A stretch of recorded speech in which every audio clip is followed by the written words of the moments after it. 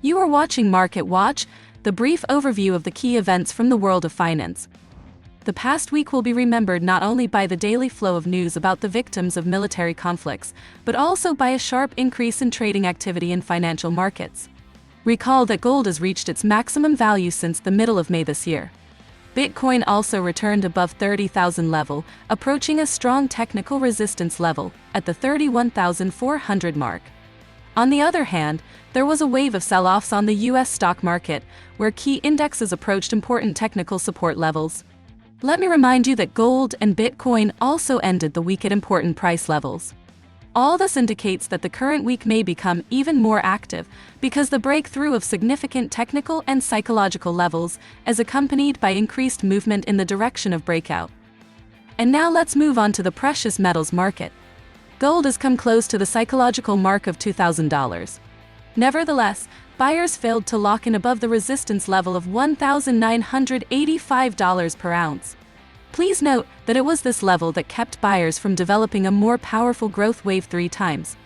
Therefore, in order to implement the bullish scenario, an additional growth driver is needed, which may be a further aggravation of the conflict in the Middle East.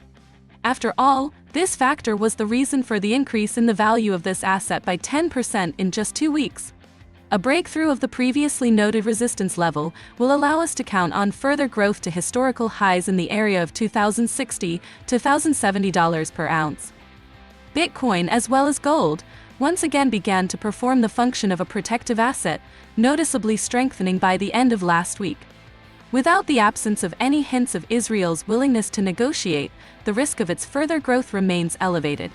Moreover, the general strengthening of Bitcoin contributed to the growth of other coins, increasing the market capitalization.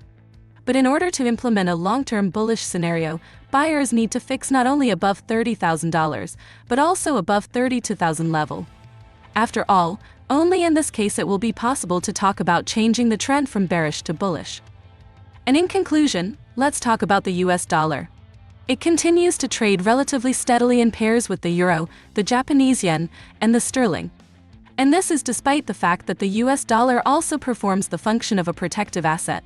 Recall that by the end of the week, it became known that the Federal Reserve will not raise the key interest rate at the meeting on the 1st of November. This statement by the head of the Fed was not unexpected news for investors, but still put pressure on the US currency.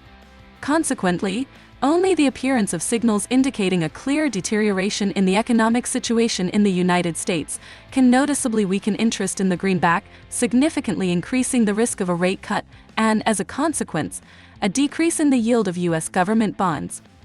That's all I have. Follow the news carefully and be prepared for all the surprises of the market.